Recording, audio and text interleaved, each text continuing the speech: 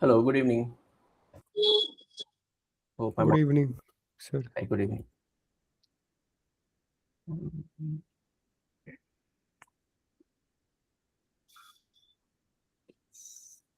Got the attendance.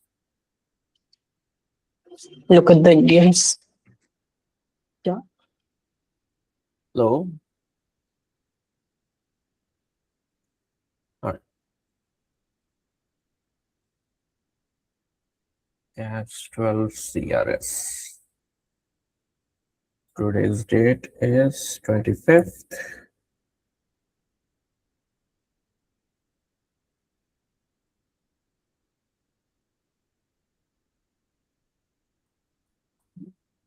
Oh, sorry, not this one. I need the Word file, right? That's better. Okay, let's see how many have joined so far. The call is already recording, so that's fine. Okay. People.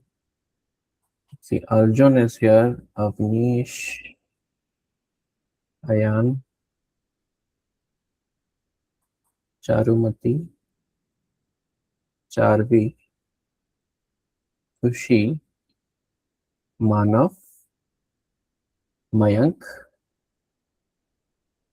Nityant. Where is Nityant? Okay.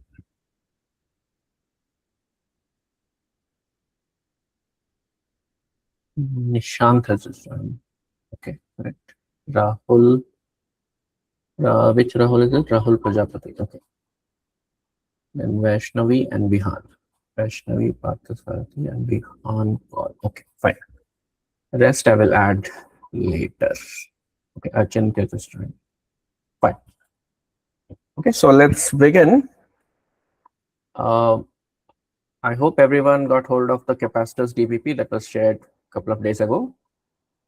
So today we'll just look at the basic questions. The first like 30 questions are basic questions which you are expected to solve anyway for your mains exam. And next week we'll try to look at the last 14 questions, 14, 15 questions, which are subjective. Okay. And that will require a little bit more effort. So today we'll just do the basics and we'll try to do as many as possible. And once that is done, next week we'll look at the subjective questions. So let's begin. Waste much time.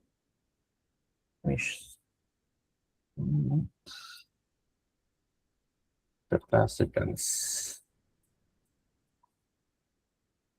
Okay. I hope my screen is visible to everyone.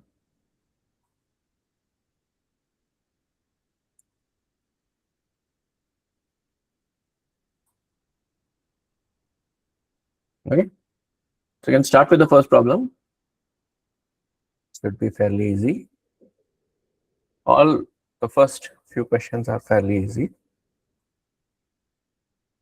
So please work it out. I'll give you 2 minutes for this. That shouldn't take more than 30 seconds, to be honest.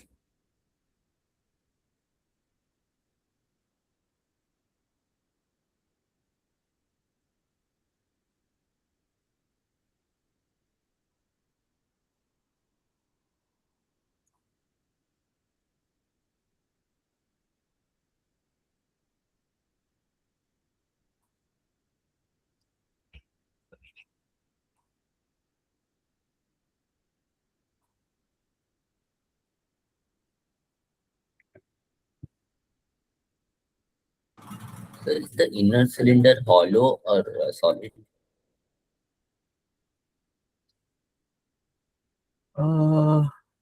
It's a cylindrical capacitor. So yeah, you can assume it to be hollow.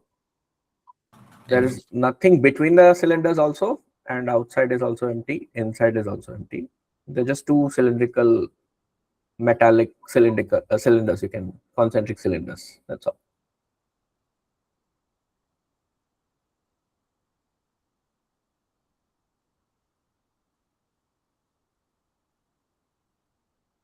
Okay, we already have one response.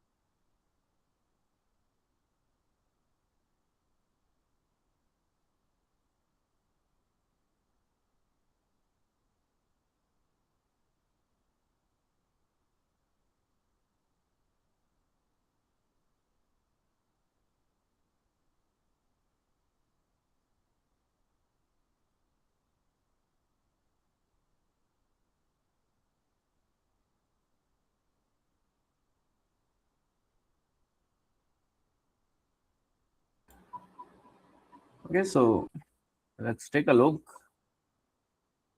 So it doesn't mention in this question that these cylinders are infinite, right? It just says it's a cylindrical capacitor. But for capacitors, we have to assume that the distance between the plates, in this case the cylindrical surfaces, are very small compared to the length of the cylinder, right? So the area of the cylinder is much bigger compared to the gap between the plates. So in that case, if you are, let's say, near the center of the cylinder, so near, when I say near the center means near the equator of the cylinder, between the plates. When you're at a point at the equator of the cylinder, between the plates, you can assume that this cylinder is quite long, right? So then we can just assume it to be infinitely long for any point here in the middle of the cylinder here. Okay. If you go to the edges, this will fall apart a little bit because of the edge effects, but we can ignore that as long as we stay in the middle. Okay. So if you do that, you know that the field in between, if you take a Gaussian cylinder in this region, in between the plates, in between the cylindrical surfaces, you will get a field that is, you have done this already, so I'll not repeat it, 2 pi epsilon naught into r, right, for some distance r from the central axis for an infinitely long cylinder. So let's assume this is plus lambda, this is minus lambda. It doesn't matter, either one you can take. So in this case, what will you get? The field is inversely proportional to r, right? It's a rectangular hyperbola from A to B, correct? Inside the inner cylinder, there are no charges, so there will be no field, right? Will be zero. Outside the cylinder, the net charge is again zero, right? So there should not be any field as long as you are here in the middle. If you go towards the edges, you will get some field. Okay, so you have to assume let's assume the ideal conditions, and we'll get this zero field beyond B, zero field within A, and between A and B you have a rectangular hyperbola. So that should match your option C. In any case, even if you consider edge effects, you will not get any of the other graphs. Okay, so we can safely assume option C as the correct answer. I hope that is clear to everyone. Fairly simple. Let's move to the next question. Let's see. We can solve it. I would give 1 minute for this problem. I need more responses, please.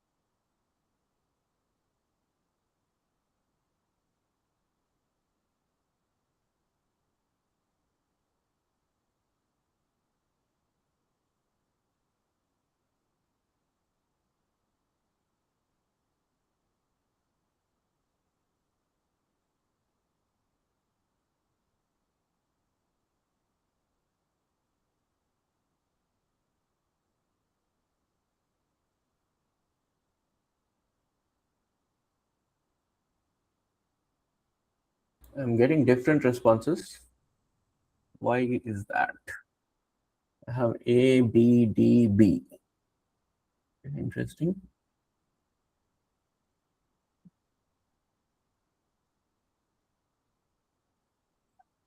Now I've got a C also, so all options are covered.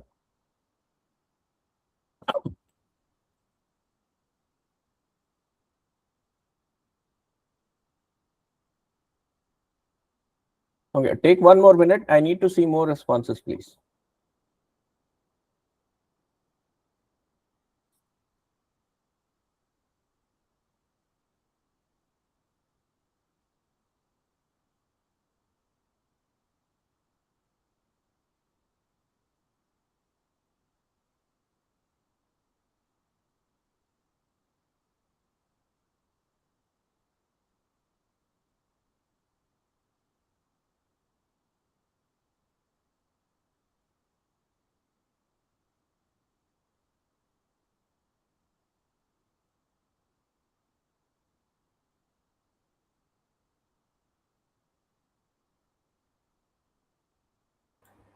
Okay, I'm seeing more C's now. Hopefully, it's the right answer. Let's see. So remember, it's clearly mentioned that the capacitor is connected to the battery, right? It's not isolated capacitor. So if it is connected to the battery, means it has a constant potential difference applied to it. Okay, let's assume some V is attached, applied to it. So let's say some charge Q has developed on the plates. So what is the force between the plates? The field would be this field E would be, let's say the area is A, the separation is D. So the field is, it's sigma by epsilon naught, right? The total field inside the capacitor. But what we need to do is, in order to calculate the force, we need to find the field due to one plate and see how much force it exerts on the other plate, which has some charge Q, right? So let's say if I find the force due to the negative plate, or the field due to the negative plate, let's call it E minus, that will be equal to sigma by 2 epsilon naught, right? Due to one surface here. So that will give me Q by 2A epsilon naught. Now this charge Q, the plate Q, is in the presence of this constant field. So the force would be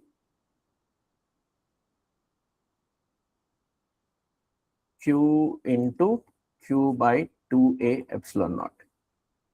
Correct? But remember that this charge is not constant, right? When you change the separation between them, because it is connected to the battery, you have to write in terms of the potential, right? So how can we write it in terms of potential? I'll just write the field simply as the total field is V by D. So field due to any one of the plates, let's say E minus, would be V by 2D. Correct? So what will I get? The force would be Q into V by 2D. Now charge, I can write it in terms of capacitance and voltage. Charge would be equal to C into V. So if I substitute it, what will I get? Force is equal to C V square by 2D. Actually, I don't have to do it this way, but it doesn't matter. Now we can write down capacitance in terms of its dimensions. C is equal to epsilon naught A by D. So what will I get? F is equal to epsilon naught A V square by 2D square. Correct?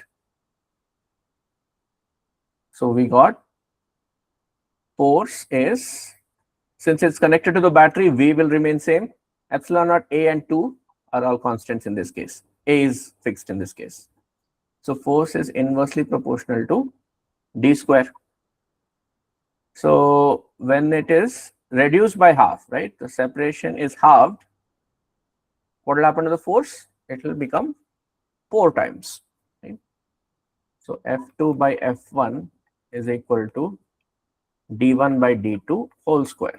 So that is D by D by 2 whole square, which is equal to 4. Okay. So it will increase 4 times. That is the correct option. Now, here it is attached to the battery. If it is not attached to the battery, like if it is not connected to a battery, if the plates are isolated, in that case, what will be the answer? If plates are disconnected from battery. After charging, let's say you disconnected from the battery.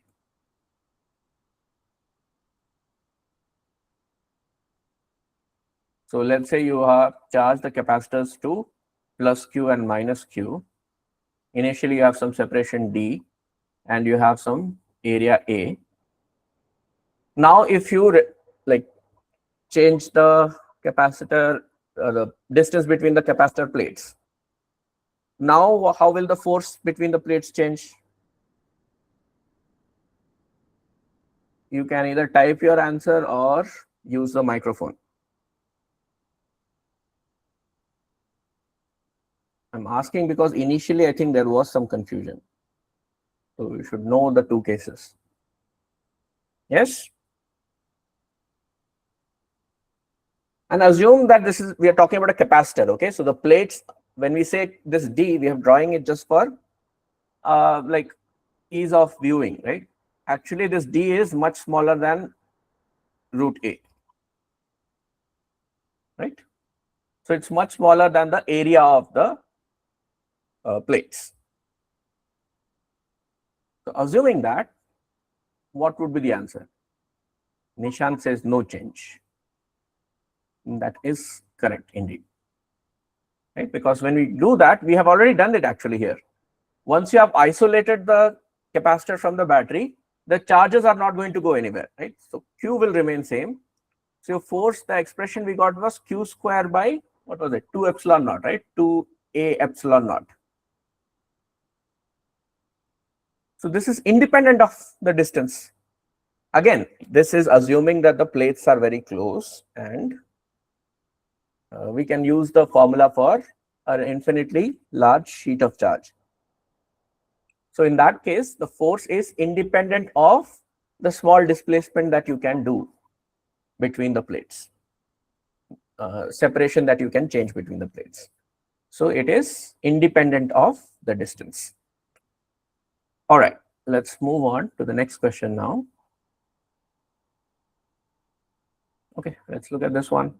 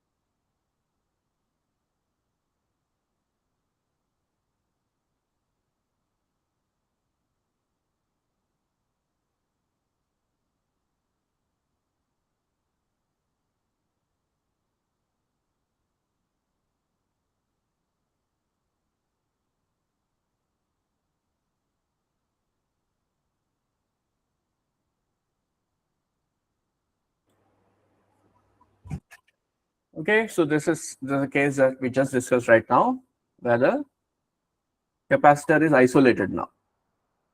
Condenser is just another name for capacitor. So initially you guys answered B, and then yeah, now you've corrected to B and D. So option D is just what we discussed, right? Force of attraction between the plates will remain unchanged. So that is true because it's an isolated capacitor, and as long as we are in that, we're talking about the capacitor, which means the distance between the plates is small compared to the length or the dimension of the area.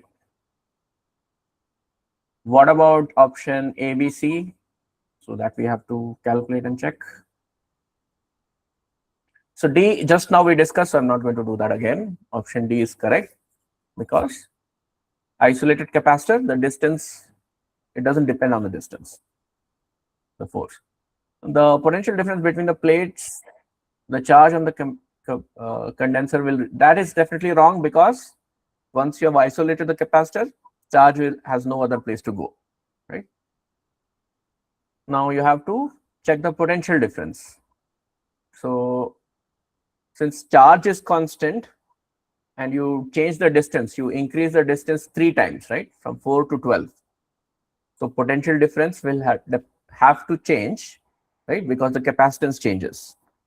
So capacitance formula, you know, is epsilon naught A by D.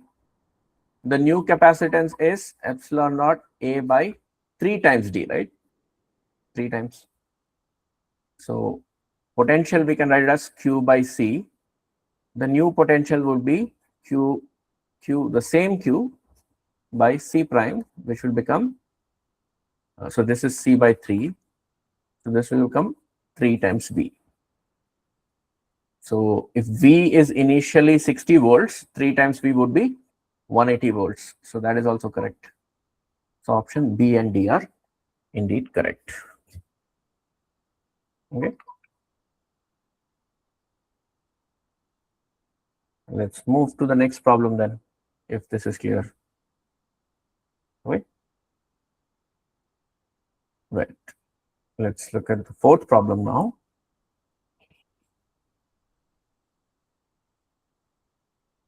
Here also, you may have multiple answers. Please be careful.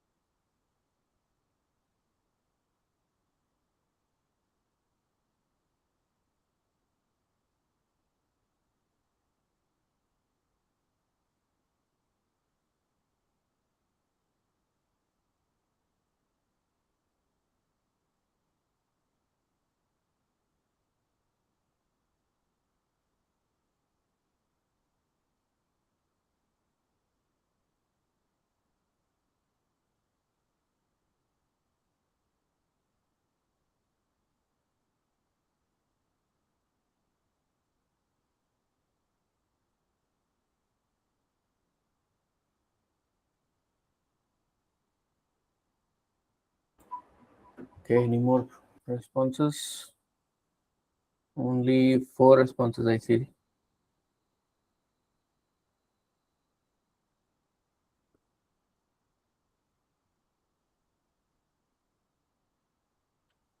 Wait for more responses. Just need to mark the attendance.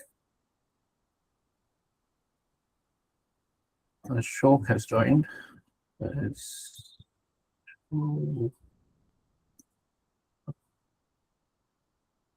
Okay.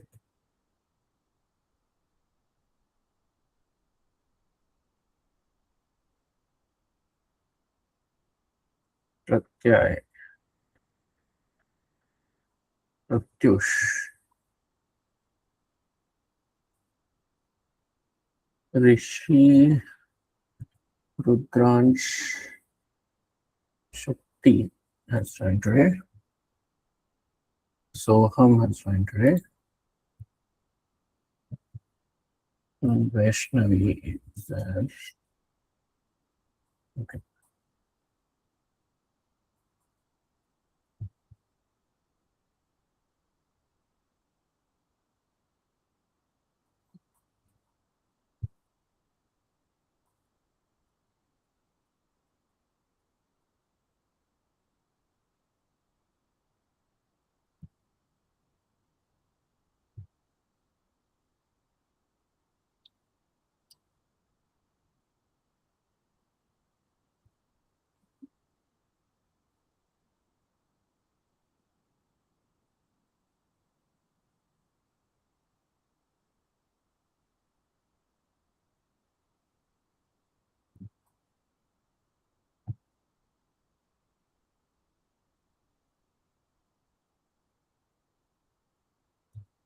Okay.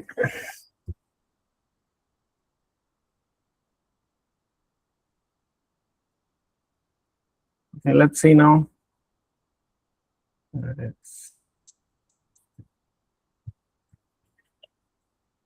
Right, so it's a parallel plate capacitor that have unequal charges on them, right? Its capacitance is C.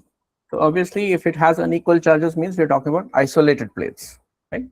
Because if it gets connected to a battery, what will happen? Battery will redistribute the charges, and you will have equal and opposite charges on the plates. So if it has to maintain unequal charges, it has to be isolated. Now, still you have a capacitor, you have two plates facing each other. So because of redistribution of charges within a conductor, you will have equal and opposite charges facing each other, right? And the remaining charges, which will also be equal on the outer surface. Right? So let's call this charge as Q1 and this charge as Q2. Okay. So you have two plates. You have charge Q1 and Q2 on the plates. So they will rearrange in such a way that you have equal and opposite charges on the inner plates. So this one will have Q1 minus Q2 by 2. This one will have minus of that, Q1 minus Q2 by 2. And then what is remaining on the, if you have Q1 minus Q2 here, what will you get here? We'll get Q1 plus Q2 by 2. Here also you will get Q1 plus Q2 by 2. You can add it up and see. If you add it up, you will get Q2 cancel, you will just get Q1 here. Similarly, here if you add, you will get Q2 here. So inner plates will have equal and opposite charges, outer plates will have equal charges. Right? They're equal in magnitude as well as sign. The inner plates or the inner surface will have opposite signs. So if we redistribute this, what will we get? So this charge will become Q1 plus Q2 is 2Q minus Q. So that is Q by 2. Right? 2Q minus Q is Q by 2. This is also Q by 2. And the inner surface you will have 2Q minus of minus Q equal to. Okay? 2Q minus Q is 3Q. 3Q by 2. So we'll get 3q by 2. So this is equal to 3q by 2. And this would be the negative of that. So minus 3q by 2. Okay. So these would be the charges on the surfaces, outer and inner surfaces of the plates. So all the other things are given, which are said plate area is A, distance between the plates is D, right? The usual stuff. A point charge at P will experience electric force due to this capacitor, which is just a pair of plates. So your answer would be yes, it will. Why? Because overall there is a net charge, right? So typically, if a capacitor is connected to a battery, right, you will have a plus Q and a minus Q charges. So overall, if you place any point outside, the field is going to be negligible, right? Ignoring all the edge effects and all. So it will not experience any force. But in this case, you can see if you look at minus Q1 and 2Q, and assuming this to be very close to the plate which is given, right? Point outside the capacitor and close to the plate is given, and the distance between the plates is also small compared to the dimensions of the plate. So in that case, if you look at it, you have a force from this 2q charge, or you can look at this charge also, 3q by 2, and here it is q by 2. Either way, if you look at it, a point or this at this place, at this position, experiences two different fields from the two plates, and they don't cancel each other out. So as a result of which, it will experience a force. Okay.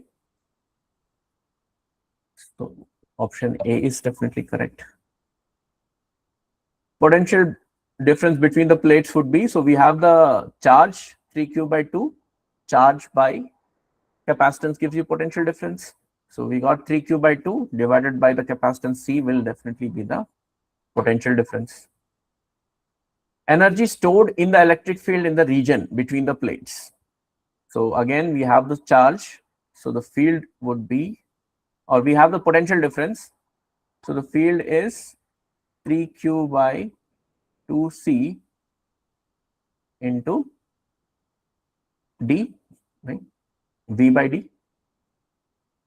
So the energy would be energy density. We can write half. I guess I can write like, yeah, we don't have to do all this. Directly I can write half c v square, right? So I'll get half into c, I'll just write it as c. V square would be 9q square by 4c square. So that is me 9 by 8q square by c. So that is also correct. Option D, force on one plate due to the other plate. So as we know, that will not depend on this distance d, right? Obviously, it will not be in this form also. This is basically charge the force between force due to point charges, right? If you assume 2q and minus q as point charges, and you will get this distance if you assume this distance to be negligible, right? So what would be the actual force? Let's take the total minus q as a charge, as a plate. So you will have a force in this direction. You need force on one plate due to the other plate, right? So we can see that if you take minus q as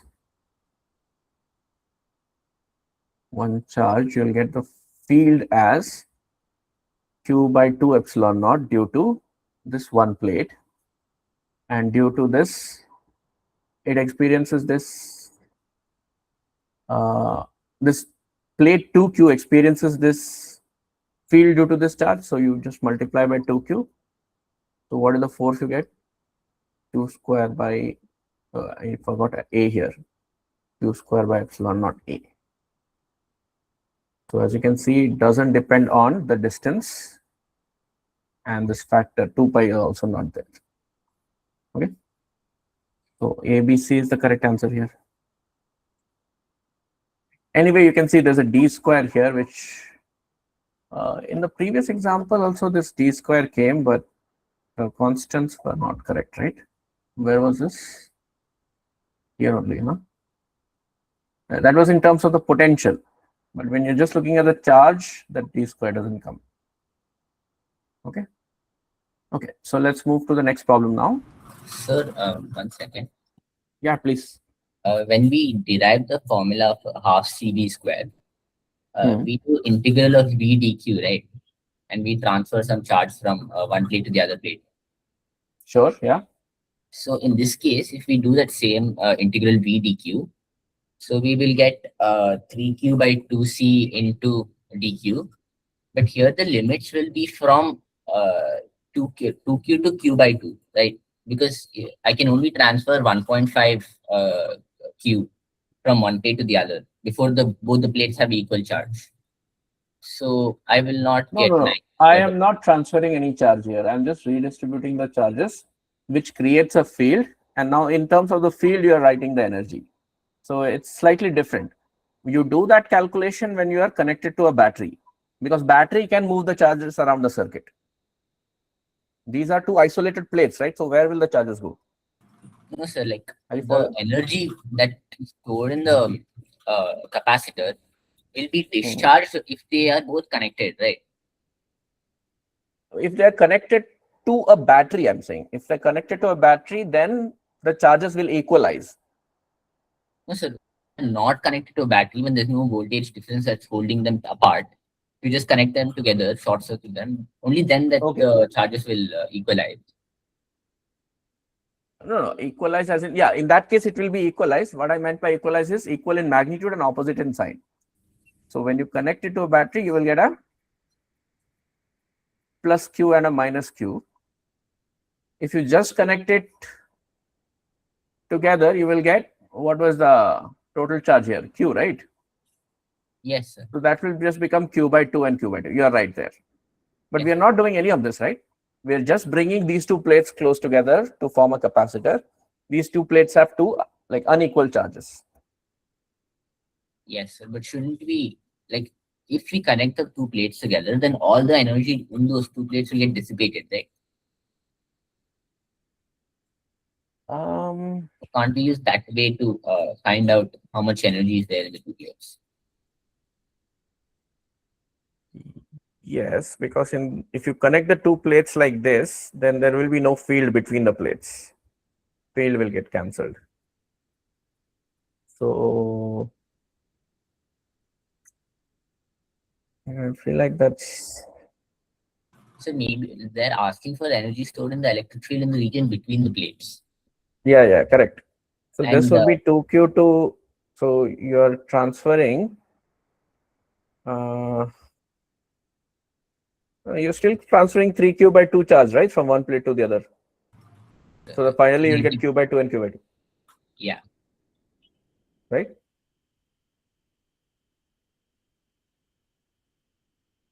So to get 2Q to Q by 2, you need to get rid of that 3Q by 2. If you give it to the other plate by connecting it, the other plate will now have, it was minus Q, now it will have Q by 2. So that way also works. Your limit will be from 0 to 3Q by 2. Yeah.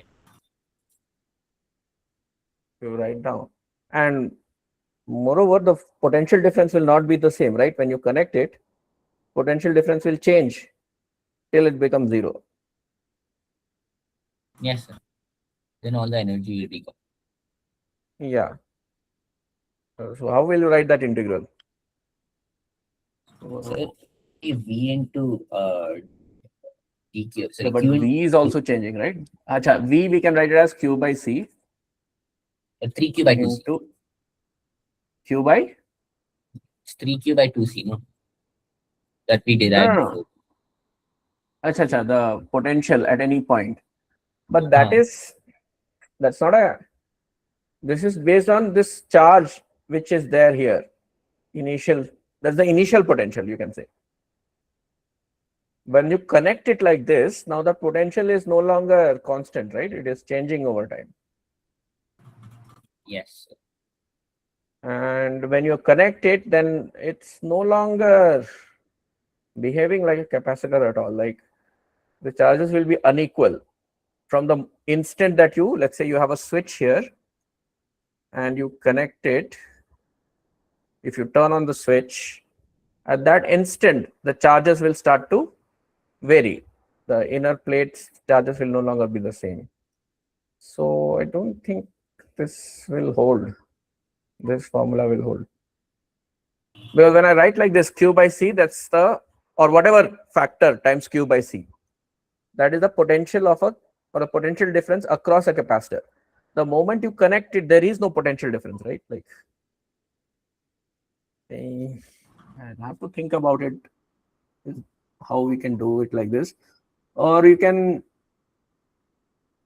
use the electrostatic potential energy here, like in terms of the energy density, half epsilon naught E square into A into D. That is also another formula, right? So, and since electric field is like what do you call it? The electrostatic force is conservative. In that case, you can just look at the initial field and the final field. Final field is 0, initial field is this 3q by 2c into d. That way, if you check, then also you'll get the same answer, I believe. Correct? You don't Yes. have to integrate, is what I'm saying. So your initial energy would be half epsilon naught. What is your E? 3q by 2cd whole square into AD. What is your final energy? 0. So this will give you the same thing as this one. I mean, if you replace epsilon naught A by D would be your, let's write it down. Epsilon naught 9q square by 4c square d square into AD. What was our answer? So in terms of C only, right? So one of the C you can write as epsilon naught A by D. So we'll get 9 by 8 epsilon naught q square by C into epsilon naught A by D.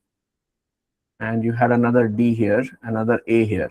So A, D, D, and epsilon cancels. You'll get the same answer, 9q square by 8c. Yes, sir. So integration will be difficult. I'm not sure how exactly to proceed if you have connected it to like this. But we can say we are using electrostatic potential energy in terms of the field. You can just look at the final and the initial field. Yeah. Okay. All right. So that's a good question. Good. You can think how to do this integral if it is possible, but we don't need to in this case. Okay. All right. Let's move to the next problem now. Hope everyone's ready. For some reason, this got highlighted in the screenshot, but whatever. I hope you can still read it and answer it. It is fairly straightforward question.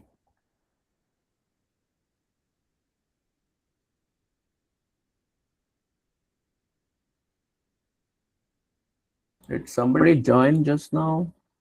Let me check. Kushal or Kushal, I don't know how to, please correct me if I'm saying it wrong. Just joined now, right? Kushal Gowda. Who else?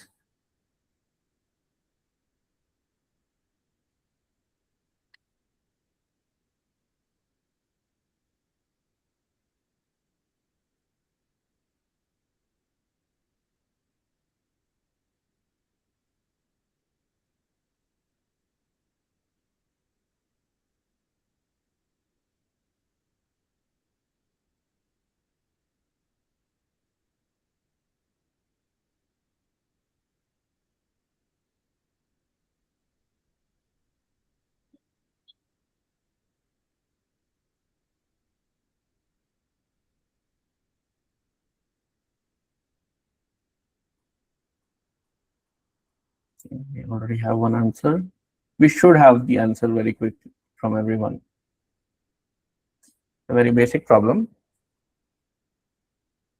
Waiting for more responses.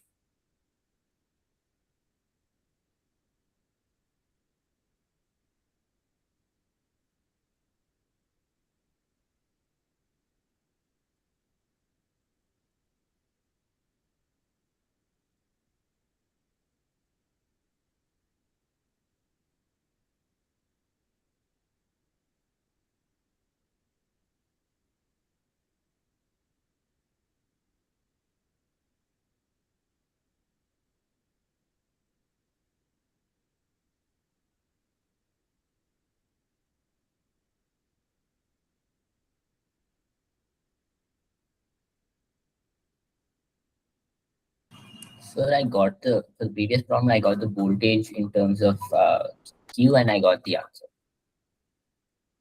You got what in terms of what? Sorry, I didn't follow. Voltage in terms of Q, and then I integrated the answer.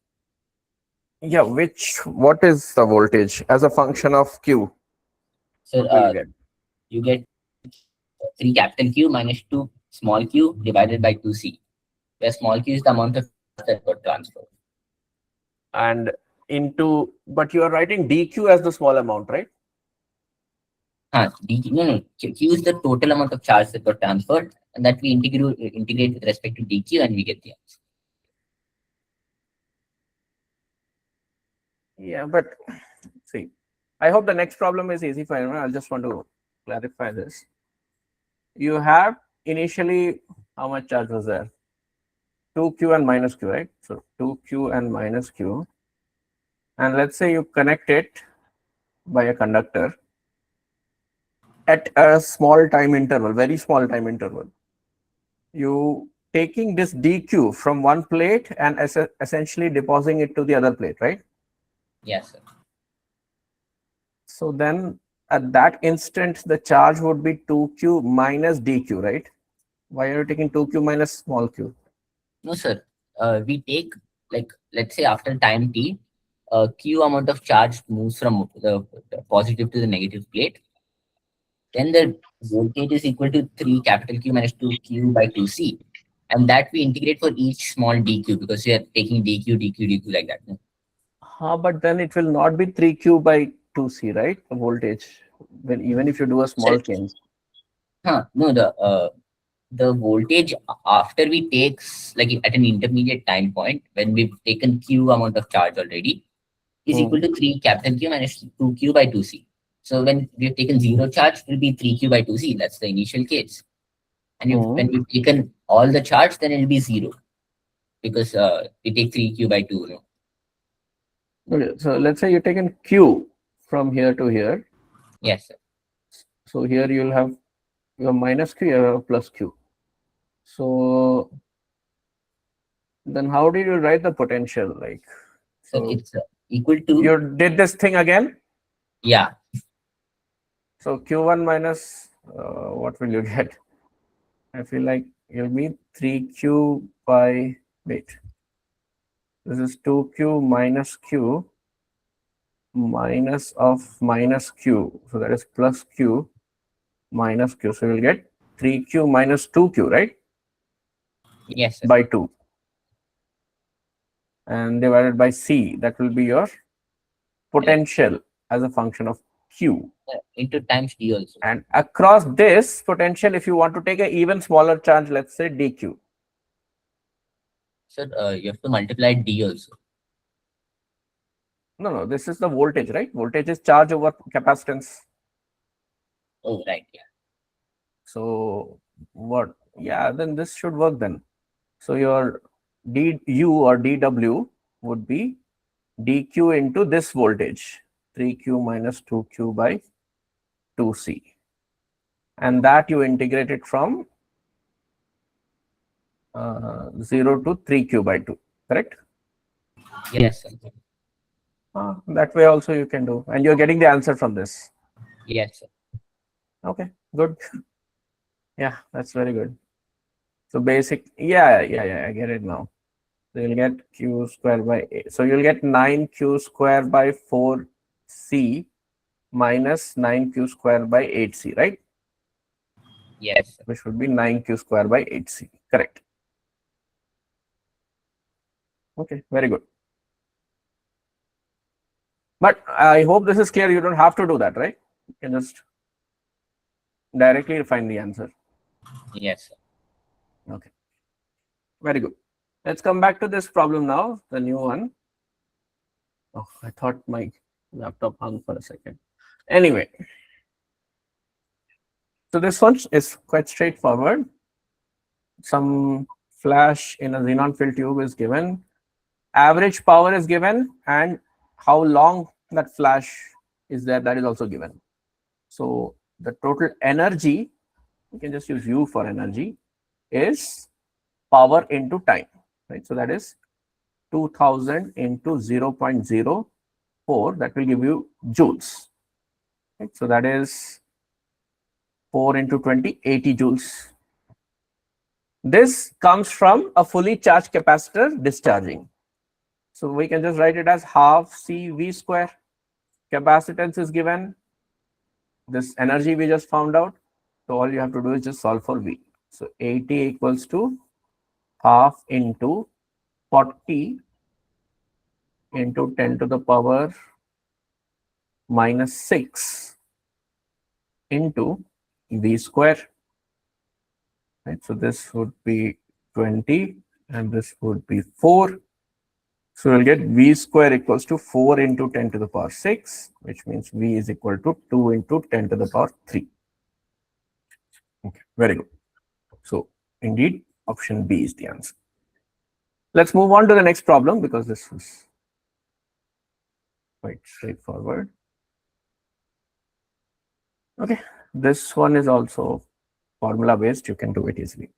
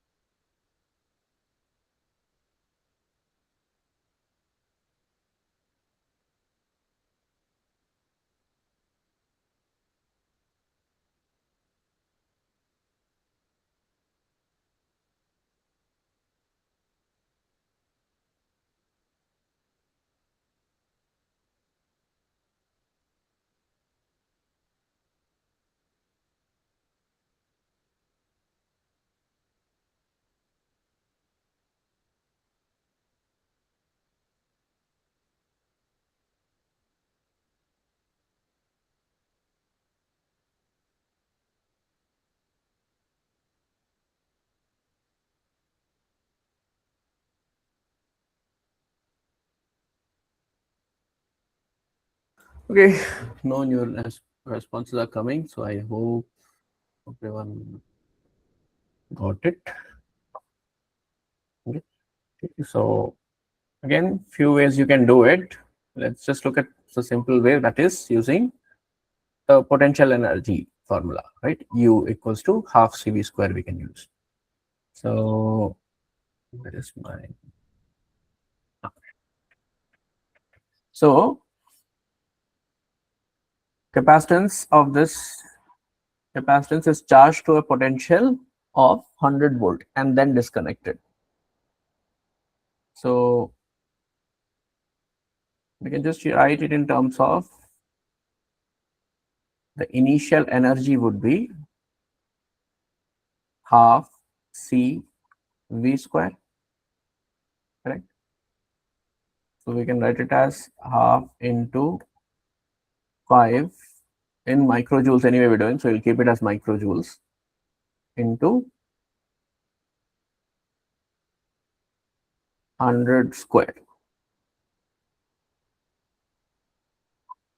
So that gives you how much? 2.5 into 10 to the power 4. We can just keep it like this. It's answer in microjoule. No? Okay, fine. Microjoule. Okay. In the new case,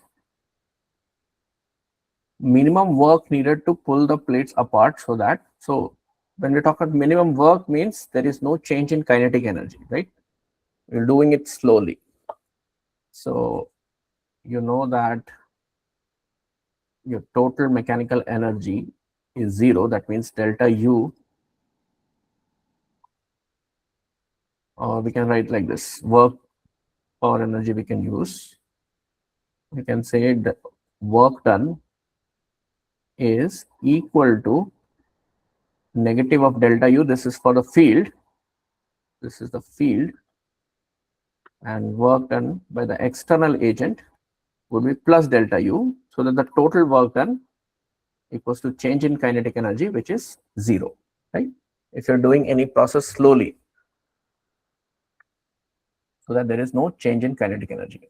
We need to find what is this work done by, we are doing the work, external agent. So we can just find the change in potential energy. Now in the second case, we know that the charge is equal to CV, right? Which is 5 into 100, right? So 500 microcoulombs. So, right. The new potential energy would be Q square by 2C prime, correct?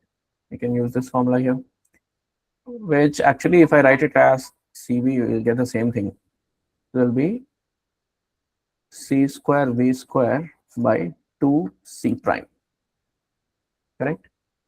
Now, C square V square by 2 we have already solved, correct? Which is 2.5 into 10 to the power 4 microjoules divided by C prime when you pull the plates apart so that the distance is doubled. So we know that C is equal to epsilon naught A by D. So C prime would be epsilon naught A by 2D, which is C by 2. So I can write it as C by 2, and C by 2 is nothing but half of 5 microfarad. That will be 2.5 microfarad. There is 2.5 microfarad. So that gives you, I suppose we'll,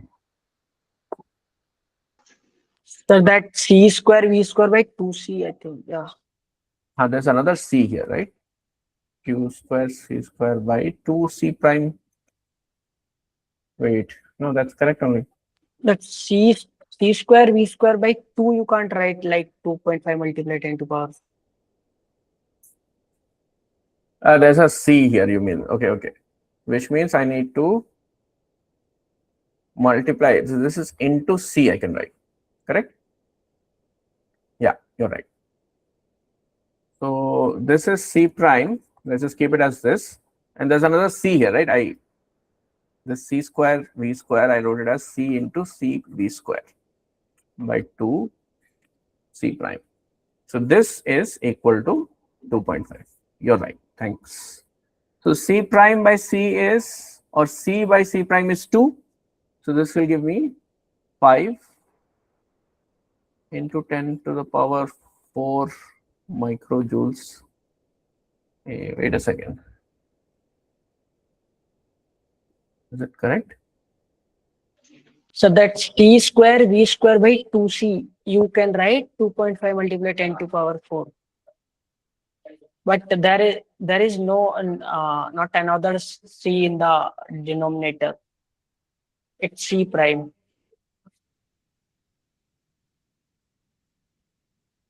Array, just let's not jump to the moon. The same charge q square by 2 C prime now, because it's a new capacitance. This charge will remain CV only, right? So that is C square V square by 2 C prime. I am writing this as C into CV square by 2 C prime. Why can't I write half CV square as the original energy?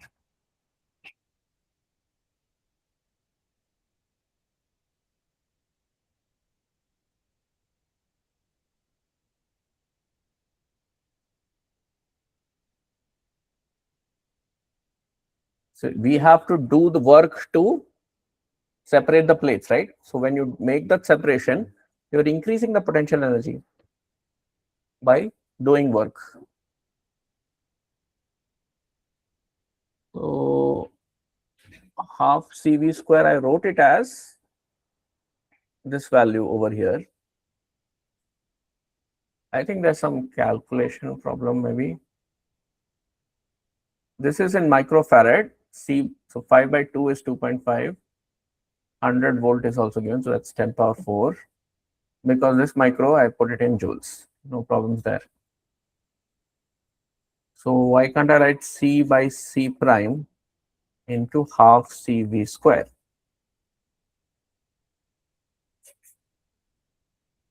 Which is 2.5 into 10 power 4. And C prime by C is 2. So we have 5 into 10 power 4.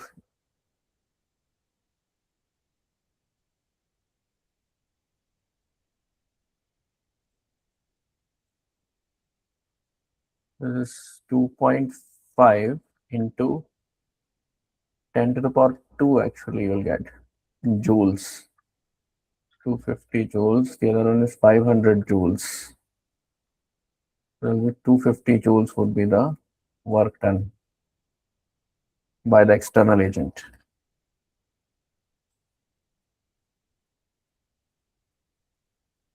Right.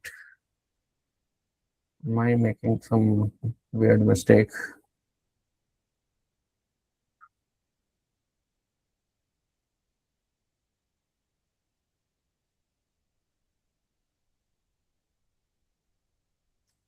That's correct only, no?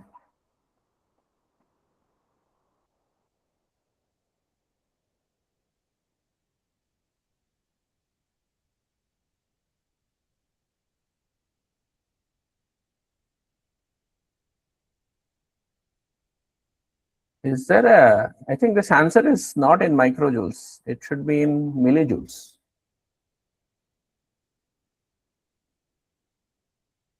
So the question says microjoule. So microjoule would be 200 and, I mean, it will be very large value.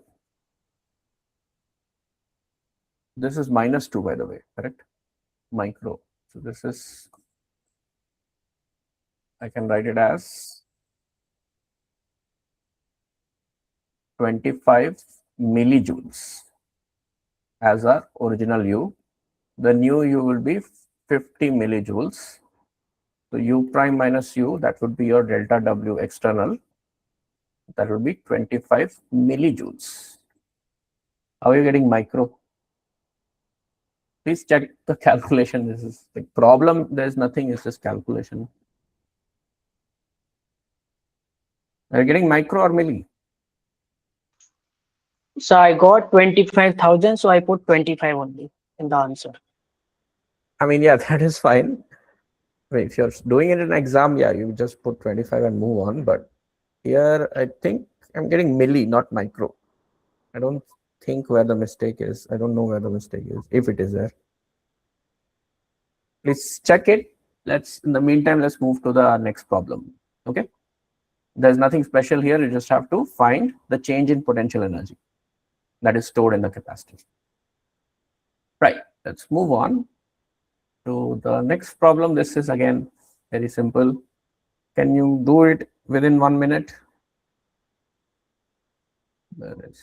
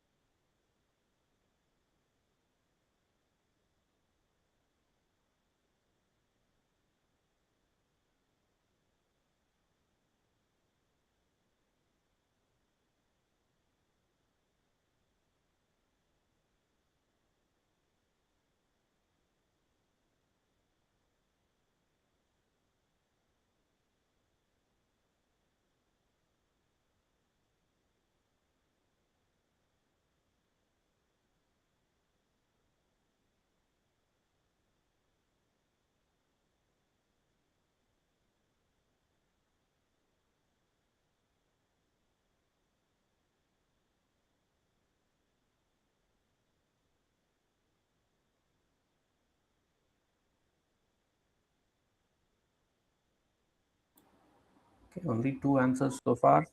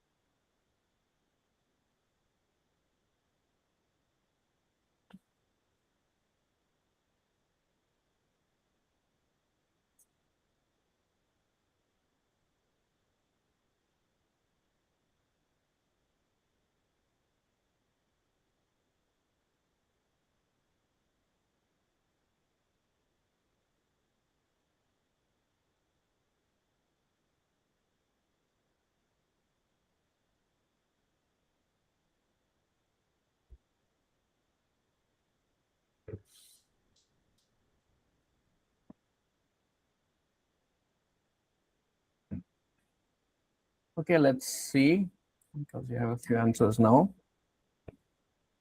So, approach it in different ways.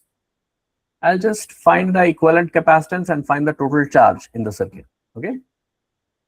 So what is the equivalent capacitance? 4 and 2 in series means 4 into 2 by 4 plus 2. So that gives you 4 by 3, right? Now 4 by 3 and 4, this will also be 4 by 3 in microfarad. In parallel means overall equivalent capacitance is 8 by 3 microfarad. I multiply this to the voltage that is applied here, 6 volts. That gives me 16 microcoulombs that are distributed, that is drawn from the battery overall. Okay. Now this charge will be equally divided between the two branches, right? In fact, I could have just done one of them. I didn't have to take the equivalent also, but that's okay. So 8 microcoulombs for each branch because they have the same capacitance, right? Now they are in series, which means the same capacitance for two, same charge for both the capacitors, correct, in the branch. So let's look at point A and point B. Let's say this point on the left has 6 volt and this point has 0 volt, right? So I can just write down VA minus 0 and VB minus 0 and then take the difference. So what is VA minus 0? That will be equal to charge, which is Q over C. What is the charge here? 8 microcoulombs. What is the capacitance? 2 microfarad. What will I get? 4 volt. VB minus 0 if I do, I'll get the same thing, charge over capacitance. Charge here is the same, 8 microcoulombs, and the capacitance is 4 microfarad. So that gives me 2 volt. So what is VA minus VB? 4 minus 2, 2 volt. Okay. So you find the charge and then you can find out the potential across a capacitor. The potential drop across a capacitor would be charge over capacitance. Let's move on to the next problem. Next one. Okay, this was asked in your test, I think. Where once I got it from, but this was asked in your SAT. Oh no, not you guys. That's different school. Okay. So this one you can answer. You can tell me directly.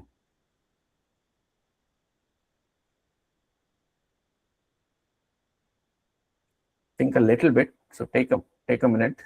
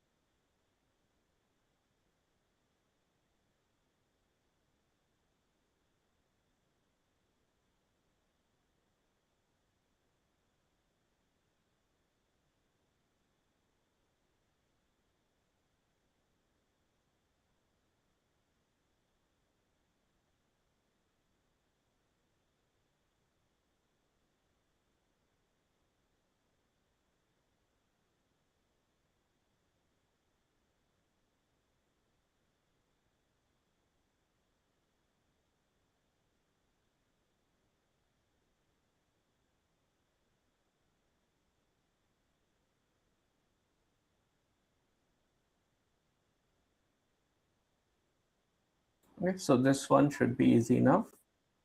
You can see here V2 or C2 and C3 are in parallel. So the voltage across them will be same.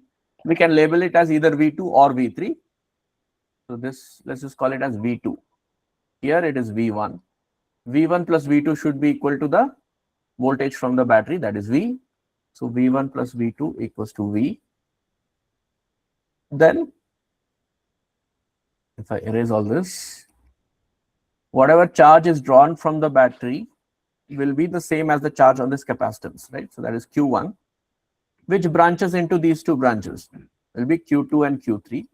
So Q1 must be equal to Q2 plus Q3 to conserve the charge. So Q1 equals to Q2 plus Q3, which matches option C. Okay, it's fairly simple. Let us move on to the next one. Okay. Right. So I hope you can see the question here and answer it.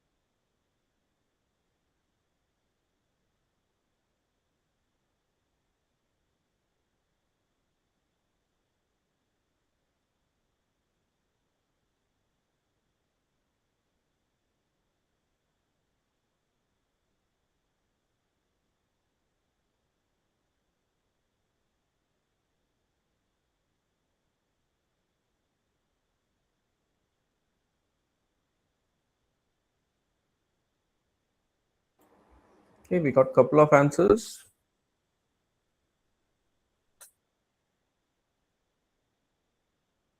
You can see two grounds are there, which means both points have potential 0. What you can do is just connect them with a conductor, which is also at potential 0. Right? Then it will become much easier to visualize. So just connect them. Anyway, it's potential 0 here, so all these points will have the same 0 potential. But then you can just look at it as a circuit, right? You can find the total charge on the capacitance, total capacitance of the circuit, and then find the total charge in the circuit. That'll be the answer.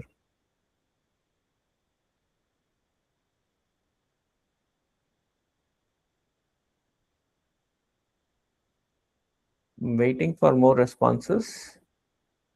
So this one, once you join them, then it becomes fairly straightforward, right? Please work it out.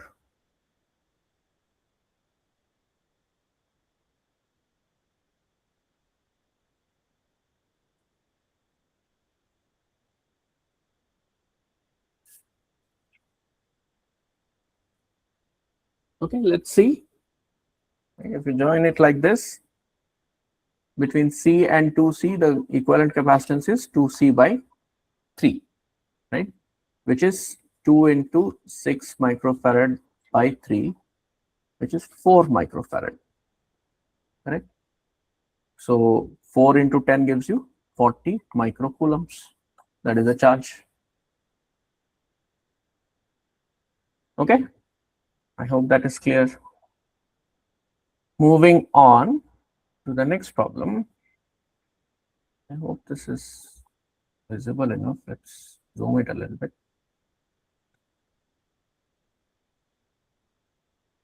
Okay, next problem, please read it and solve it. Point C is urged and point A is given 2000 volts. Then what is the potential at B? B is this junction here. This point is where we need to find the potential. So please solve it.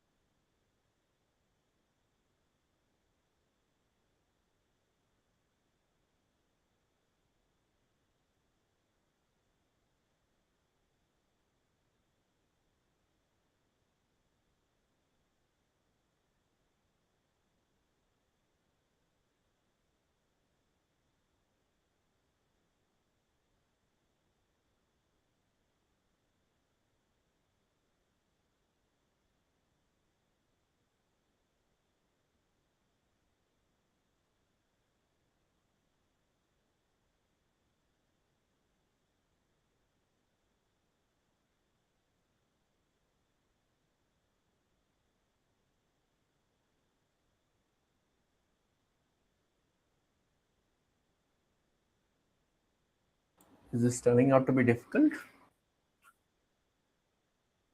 Not a single response. Okay, we have something finally. Let's see.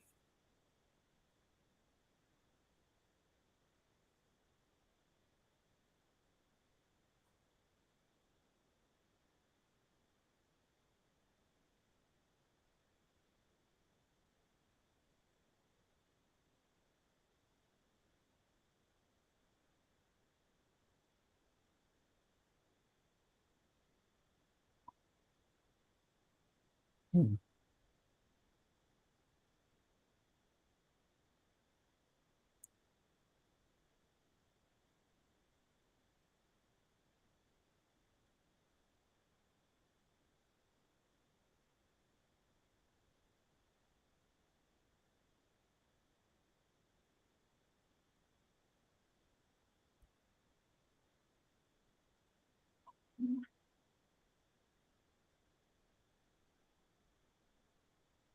Okay.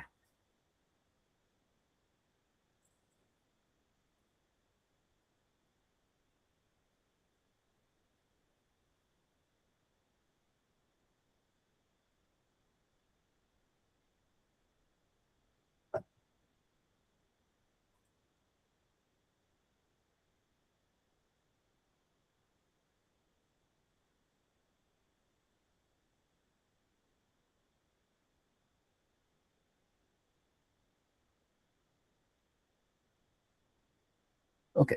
So Let's look at it. Since we have a lot more questions left today. So you can just think of it like a battery of 2000 volt is connected to this circuit, right? You don't have to worry about the ground and the potential at A. Again, like before, let's find the equivalent capacitance here. 10 and 10 in series will give me 5. 5 and 10 in parallel will give me 15. And then 15 and 5 in series will give me 5 into 15 by 20. So that gives me, I guess, 15 by 4 microfarad. Right? This is connected to a 2000 volt supply. So 15 by 4 into 2000.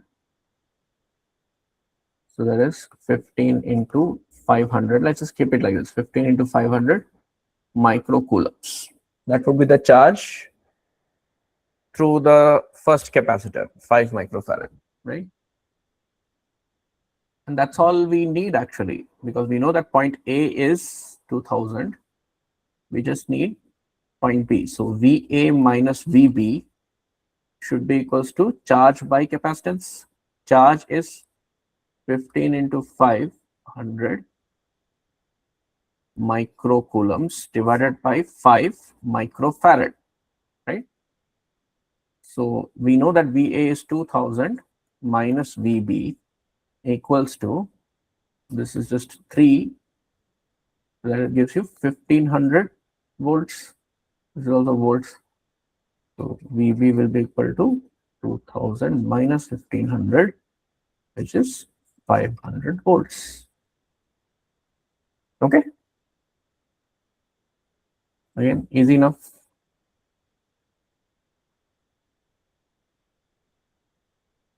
Okay, I hope that is clear. Let's move to the next problem. If there are any doubts, please ask. Moving on to the next one. In steady state, find the charge on the 3 microfarad capacitor in microcoulombs. Where is the 3 microfarad capacitor? This one.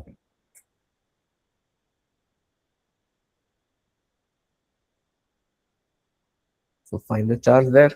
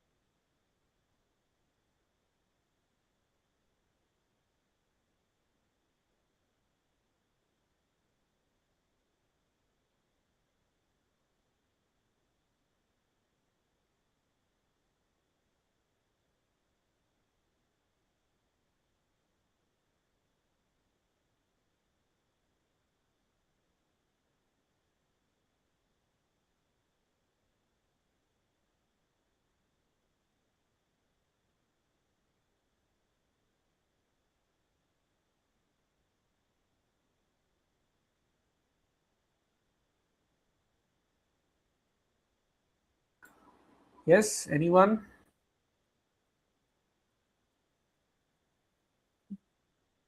All of you have or have you completed current electricity? Have you studied Kirchhoff's laws?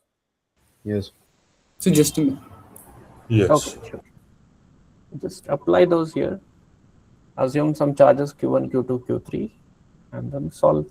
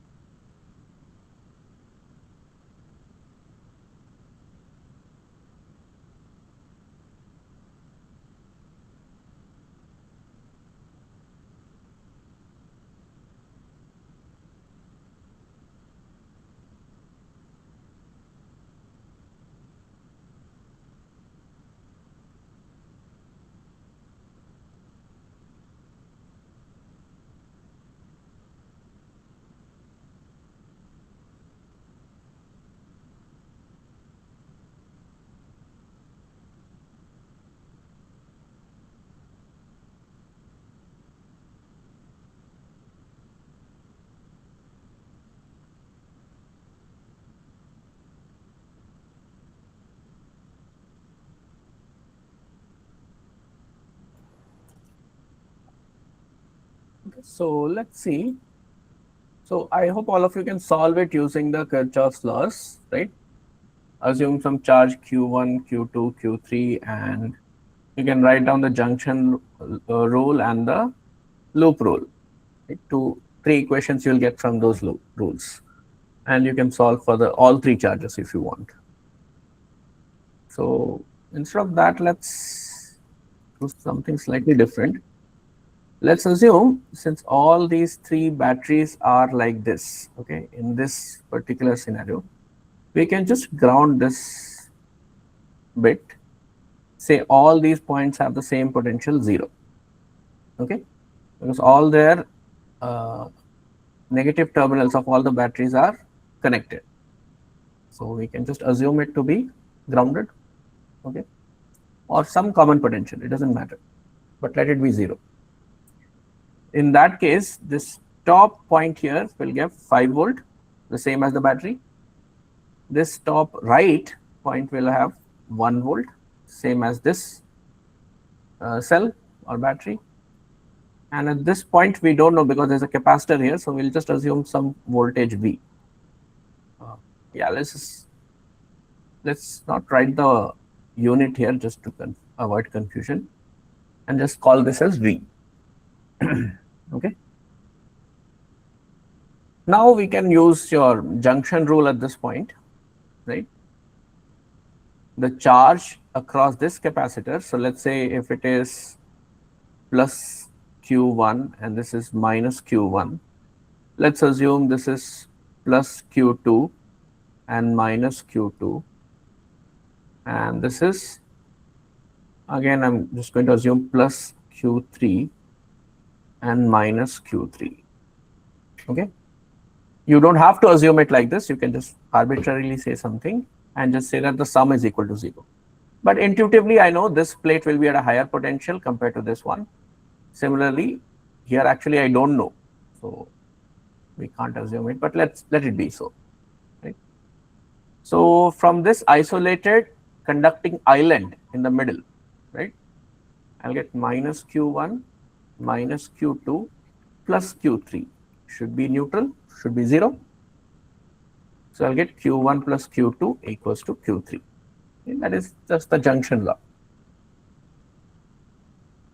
Now we can write down in this Q1 and Q2 and Q3 in terms of the potential drops. At this point, I can write down the potential is 2 volt, right? Just above the battery here. Here I know it is 5 minus V. Here the potential drop is V minus 2, and here it is, let's say 1 minus V. Can it be 1 minus V?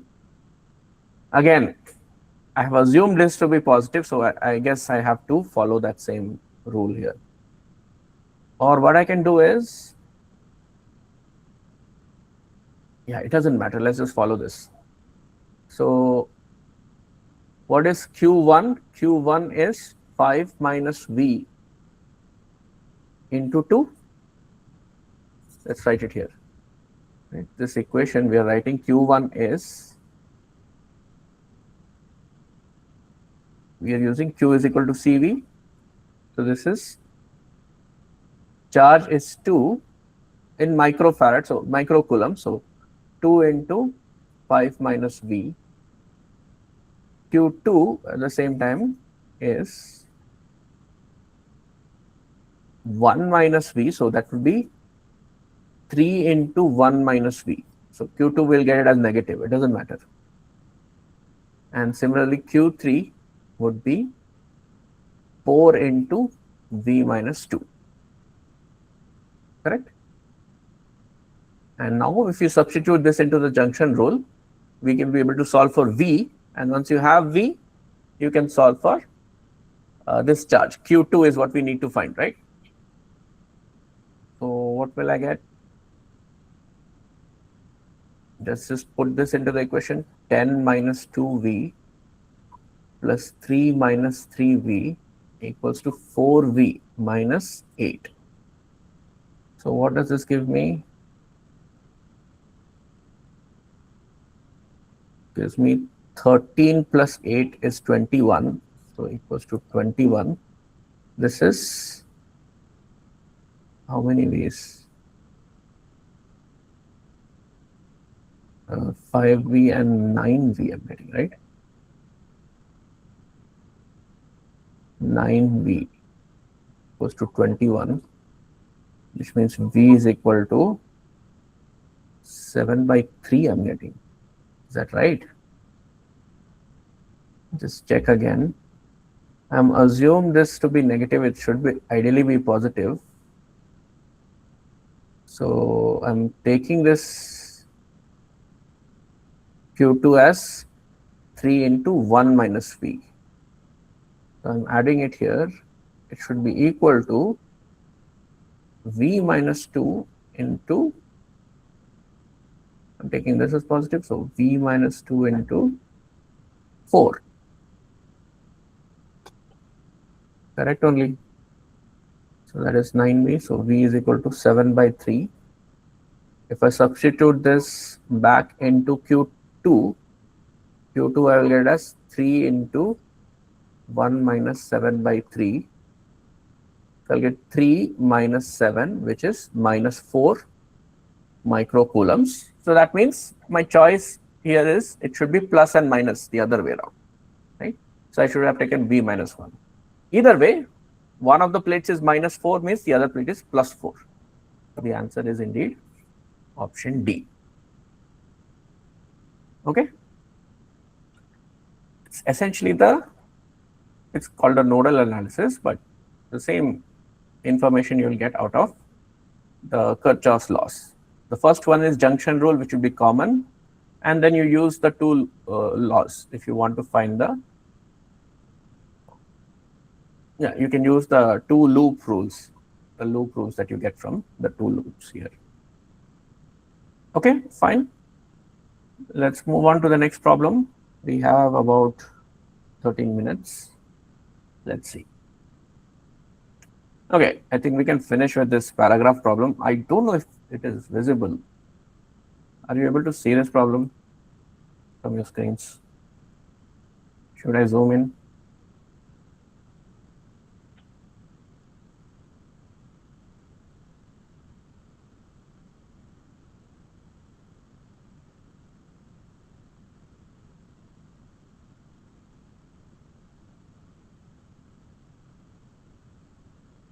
Let's zoom in for now and just look at the 12th question.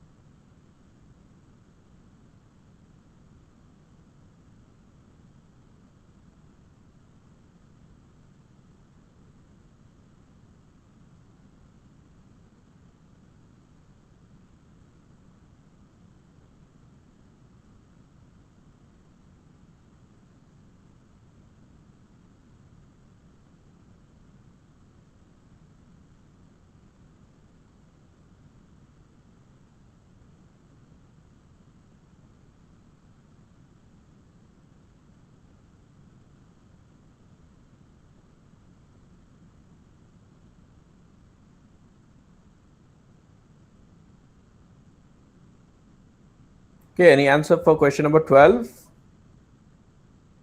So 1 second. Okay.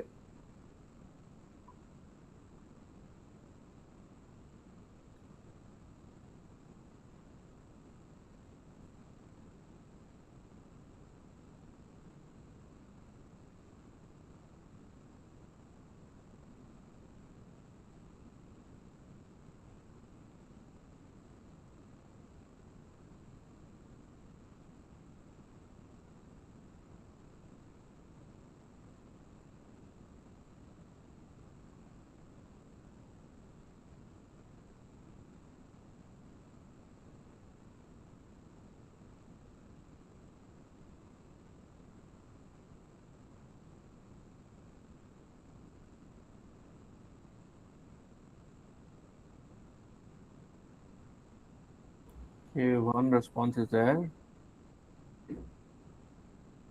Anyone else?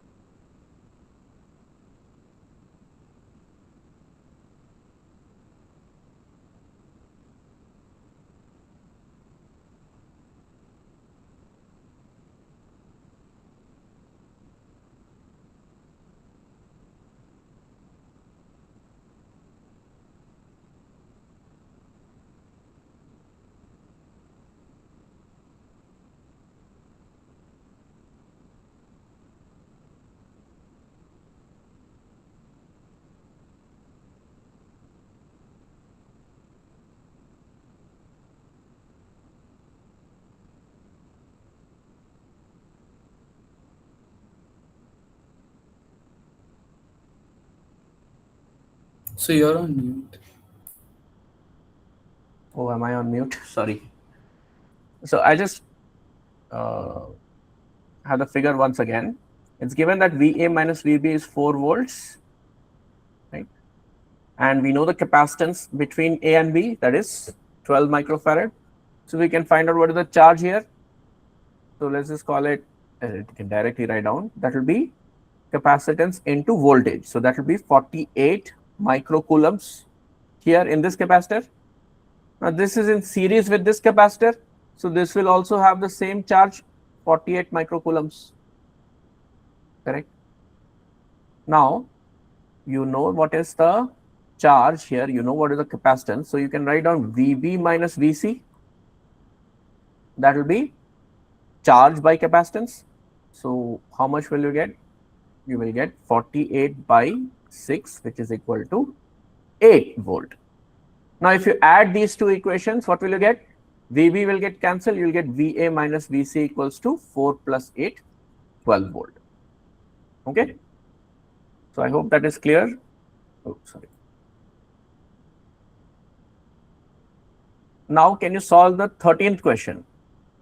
You need to find potential difference between D and A. Okay, so I'll scroll back down. You need to find what is VD minus VA or VA minus VD, whichever is. Do you have an answer for that?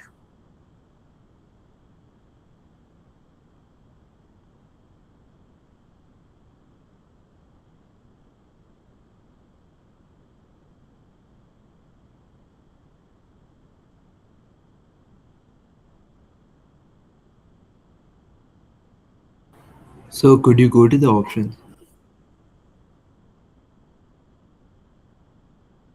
The same options are there for 12 and 13. So could you scroll up to the diagram? This diagram is better. You already have the solved part. You need to find VA minus VD, or is it, sorry. It just says D and A, so we'll do VD minus VA. Okay.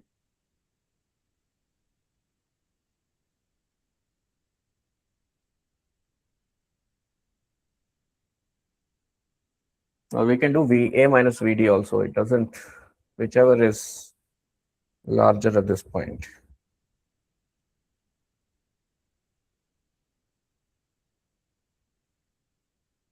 It doesn't matter.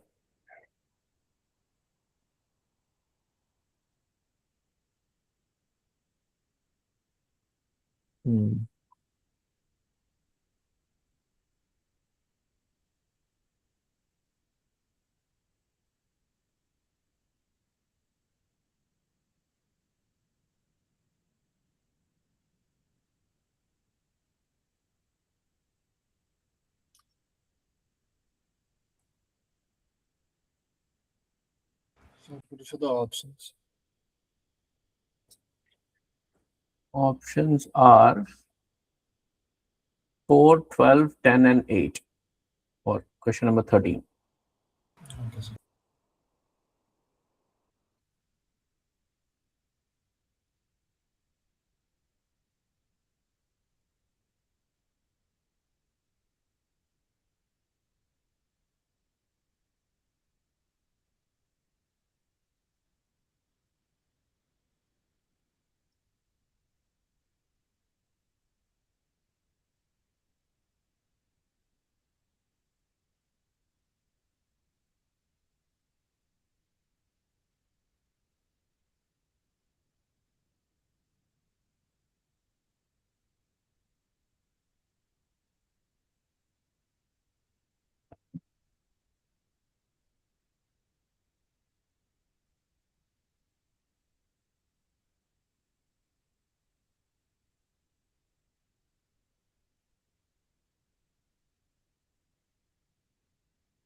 I'll just write down the options again. 4, 12, 10, 8. So I'll just copy and paste this.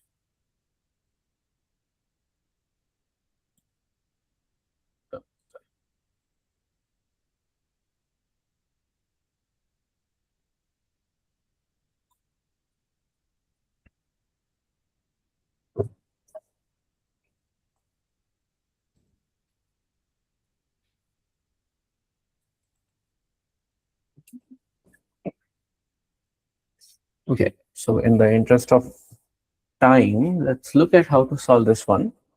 Okay. And then I'll leave the last part for you because it might take some more time. So you work it out. I'll upload the notes right now, right after the class. So we need to find potential difference between A and D, or D and A. What we can do is we can modify the circuit a little bit and draw it like this. See, this point is A, so this point is also A, right? This junction over here. So I can write this as I have 6 volt, and then I have this 12 volt and 6 volt. It just combines to this point C, right?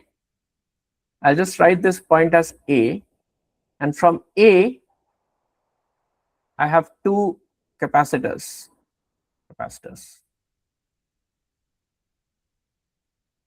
To this point, which is D. This is actually a set of 2 capacitors, right? To this point D.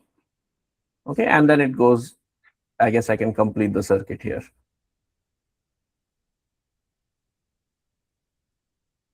This point is E.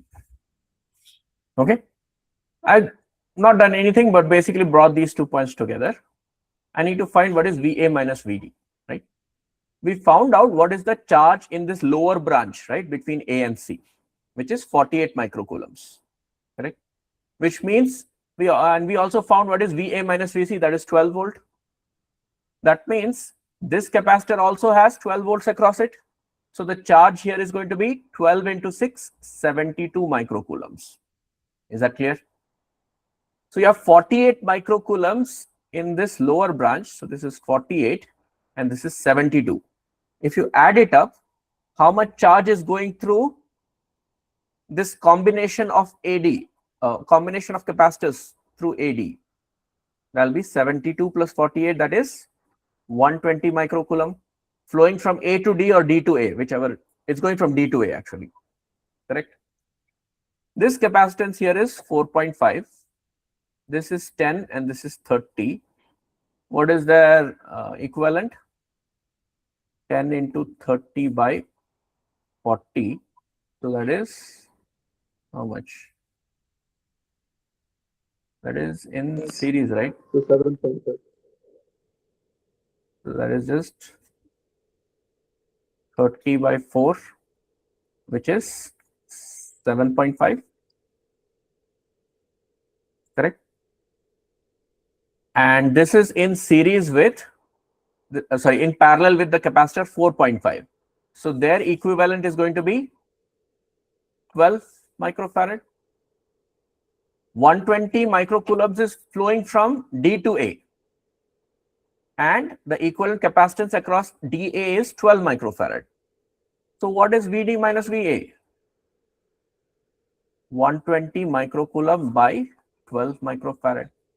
So that gives you 10 volt. Okay. So using all this, can you find the last question also? Let me copy and paste that last question here. What is the EMF E of the battery? So let's just complete this so that we can do the remaining problems next week. Not the remaining problems. I want to do the subjective problems, which are question number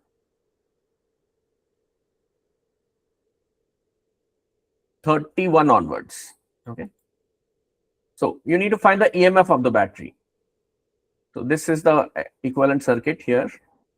So can you figure out what is the equivalent circuit? By the way, what is this? 5 microfarad, right?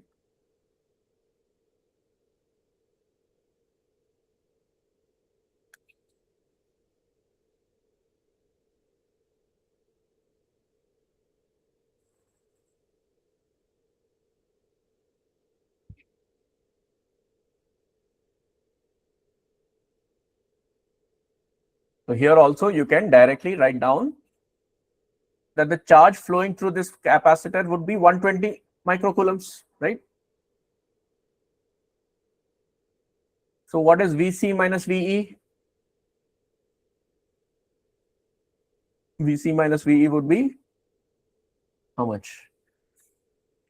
20? Sorry. 60? Wait, 6, right? Sorry. Did I write 120 charge by capacitance? So 24. It's 24, is it? Yeah, sorry. 24 volt. So now you add up all the things. This is your E. So that is VDE, right? VDE. E is equal to VDE, which I can write as VDA plus VAC plus VCE. Add it all up. What will you get? DA is 10. AC is how much? 12 plus 24. That gives you 46 volts. That is option A. Okay. Right. So I took 5 minutes extra. Next week, please look at the subjective problems 31 to 44 in the DPP. Okay. Those are slightly more tougher, and we'll take a look at those questions next.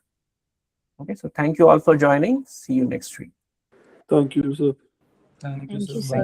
Thank you, sir. Have a good night.